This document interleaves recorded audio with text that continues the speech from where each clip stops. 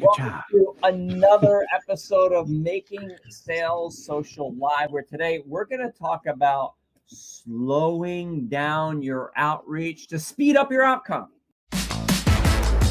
Welcome to Making Sales Social Live, as we share LinkedIn and social selling training, strategies, and tips that will have an immediate impact on your business. Join Bill McCormick, Bryn Tillman, and me, Bob Woods, every week.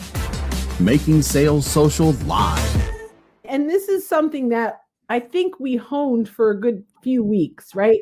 We really tried to come up with that quick saying that brings it all together. And so slowing down your outreach to speed up your outcome really comes from the heart of social selling, which is it's about building relationships, being of value, bringing resources. The sales will come when the time is right.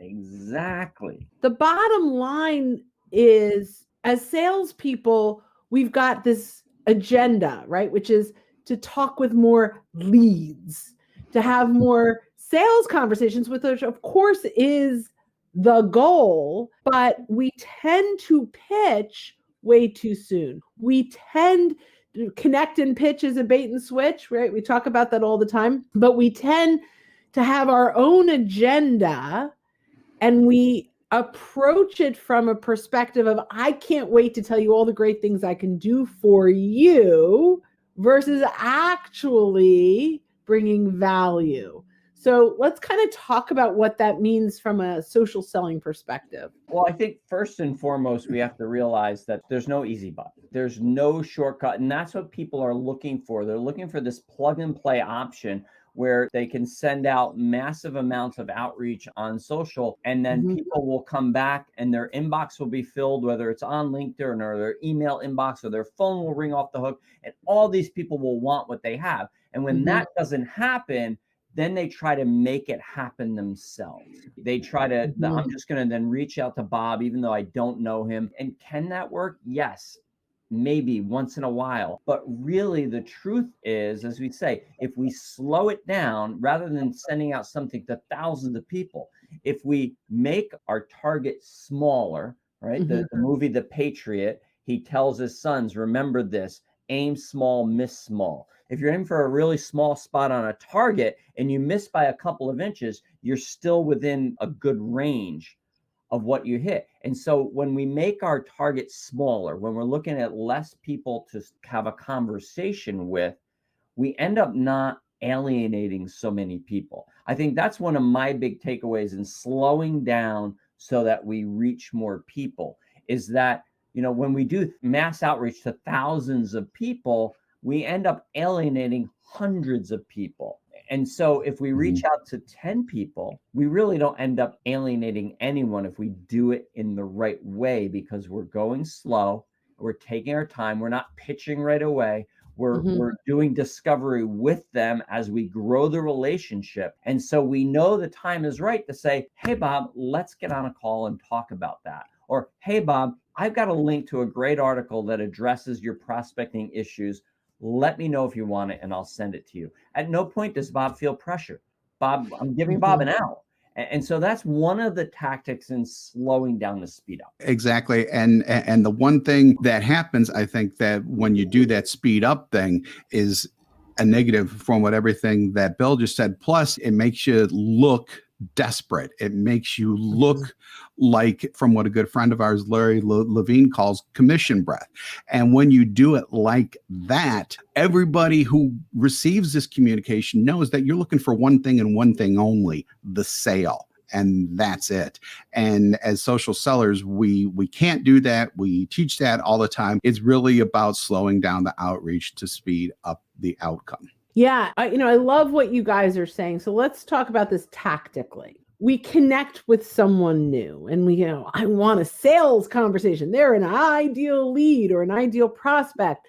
So I want to say, hey, let's jump on a call so I can tell you about my products and services. But we haven't earned the right to get that conversation, right? And so some of slowing it down is taking the time to earn the right to get that conversation, right? Yep. So how do we do that?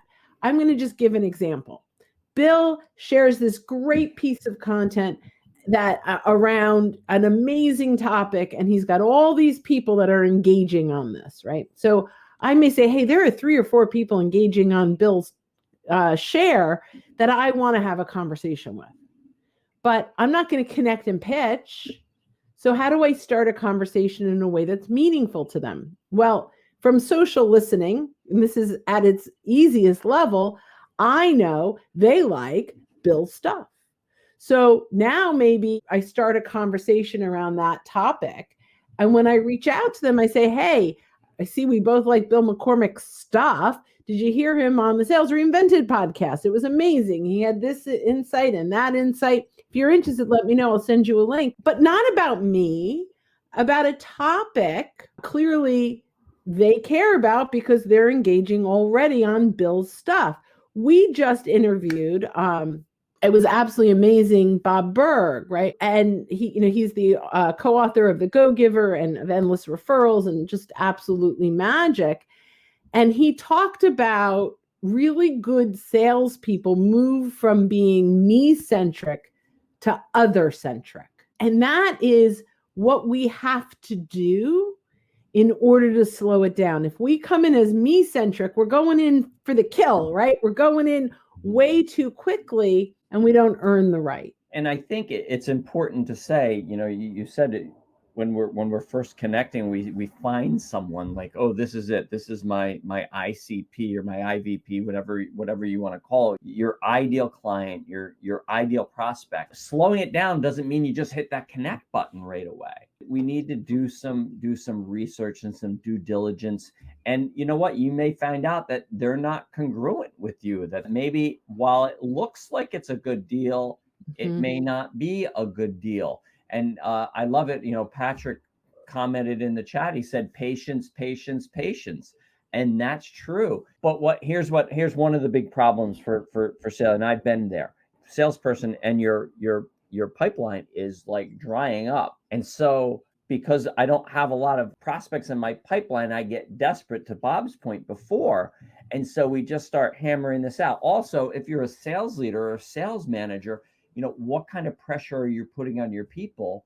Or, what are their KPIs or their KPAs, their key performance activities that they have to do each day? And where does this fall into there? How much are you pressuring them that they're reaching out indiscriminately to people? By slowing down, we're talking about having better quality conversations. And that's really where it starts. We're not talking about having a sales call. As Bryn said, we've got to earn the right to get there. And the way that we earn the right is just by having a conversation. So many salespeople, individual small business owners, entrepreneurs, they don't know how to have a conversation that doesn't say, but Bryn, we help companies just like you. They just don't know how to do it because they've been taught their whole lives or their whole careers to lead with their solution rather than leading to their solution. I think that's a big key, is leading to your solution to get the more raised hands, to get somebody to say, hey, you know what? I want to know more. And then that's a whole different conversation. So let's talk about some ways that we can lead to our solution rather than leading with our solution. Yeah, I mean, I've got a bajillion that go through my head, right? But what I think what you said is so absolutely critical. As salespeople have been taught to lead with, let me tell you how I can help you. And I think the key to lead to is shifting your mind and shifting your behaviors from the here's how I can help you to actually helping you, right? And I think that's the shift. You had said, Bill, so many people start with, I help companies just like yours. Instead of telling them that, actually start by helping them, by letting them test drive a little bit. Because when you say, I help companies just like yours, so if you're saying that to me, I'm thinking, oh, so I'm just another number. And I think of the Bob Seger song, I feel like a number. Then you're just another prospect in the pipeline. You're just another name in their CRM. You're just another dollar amount on your goal for the month. By actually just helping them, you're actually going to differentiate yourself from everyone else out there that's starting and launching into their pitch and telling everyone, you know what, we're the top 5 in this, and we have the best rated customer service in that. That's great. But you know what? That's what everybody says. Everybody says that. And so if everybody says it, it actually makes it mean nothing. It can be totally true. It can be absolutely 100% true.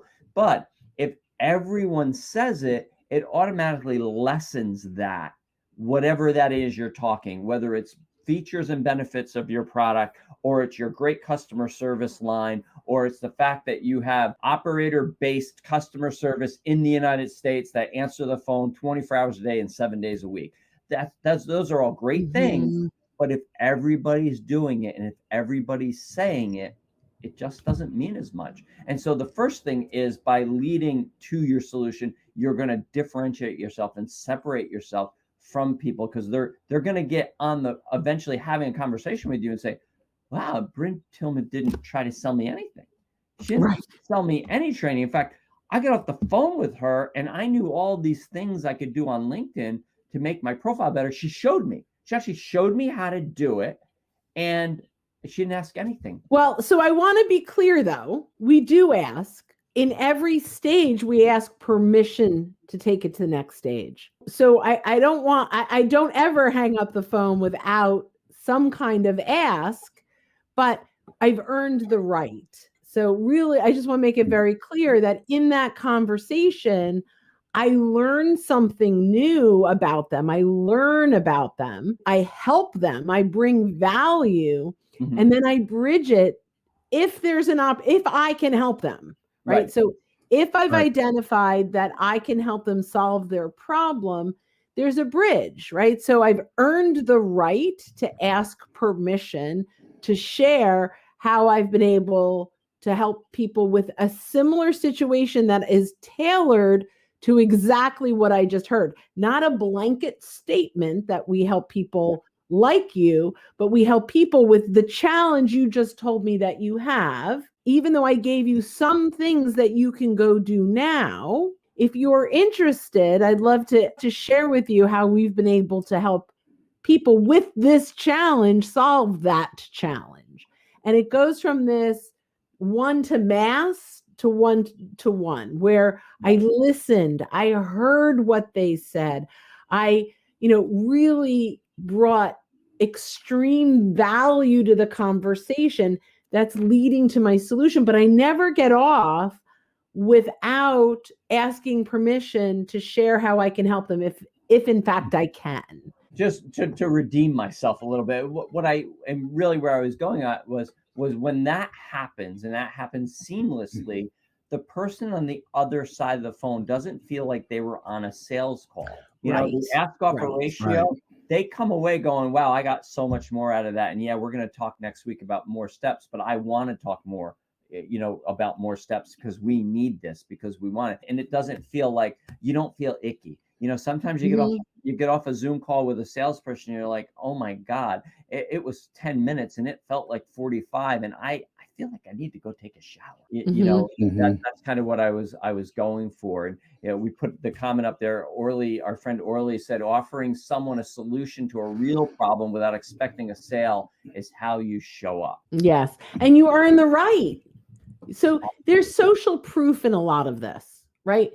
So it's one-on-one proof. It's social proof. So how do we add value across the board? So leading to your solution can be one-on-one, but it can also be one-to-many. We can share content on our newsfeed. We can share content in a group. We can share content to a larger audience to attract specific people, to convert lurkers to engagers. And when we can do that, that's like the first step to converting to a conversation, right? And that's to leading to, right? It's like a little path. So maybe they engage the first time, and then what do we do now? If you liked this, now we take it into the inbox. Or, if you liked this, I have additional insights I'd love to share you around X. Let me know if you're interested. I'm happy to share it. And that's a conversation. It's back and forth. So we listen to the customer's problems first, then we provide them with value using our service. It sells itself. There is some real validity to this. And I actually think there's a piece in between. Before we share value of using our service, we actually share value. We learn what are their challenges. And when we're sharing one to many, it's, challenges that we know many people that we serve have. But if we can actually give them value, whether or not they decide to work with us, more of them decide to work with us, right? And that's where I believe slowing down our outreach to speed up the outcome really makes sense. I can't tell you how many people say, I don't understand. I have so much value to bring, but they won't get on a call with me. You haven't earned the right yet. You probably led too quickly with your solution. I think you bring up a good point. I want to go back to the study we did about a year ago, because you said you didn't talk about just sending them content, right? Because that's what we used to do. We used to just, follow up with a welcome message, say, hey, not sure if you're exploring LinkedIn or social selling training, but if you are, here's a great list of resources. Here's a great link to some of our resources. And another social sales trainer said, you're pitching. Yeah, let's call him out. Andy Foote said you're spamming. He challenged us. You're spamming. We're like, no, we're not. Of course, we got offended right away. Not offended, but we got like defensive. Defensive. Not offended, right? And Defensive. So we're gonna prove him wrong. Right. So we sent 100 messages like that said, here's the link right there. And 19 people opened them up. 19% response rate is not real bad. Right. It's I was like, we're right. Yeah. 19 people click through. We did it, but then we changed it slightly. And we said, hey, Brent, thanks for connecting with me here on LinkedIn. If you're not sure if you're exploring social selling or LinkedIn sales strategies, but if you are, please let me know. I'd love to send you a link to some resources. And let me see if I can get it right here. So 68 out of 100 69 out of 100 said, yes, send me the link. Yep. And 58 of those clicked through and looked at it. Crazy. That's huge. That's like 4 times or something like that. I know I'm not good at math. That's why I do this. But so it's there, like that's a way to slow it down. You're putting in an extra step, but I'm giving Bob an opt-out. So Bob can look at that and say, no, I don't really care about that, and go on with his day. Here's the thing. I didn't offend Bob. I didn't just send him something he didn't want.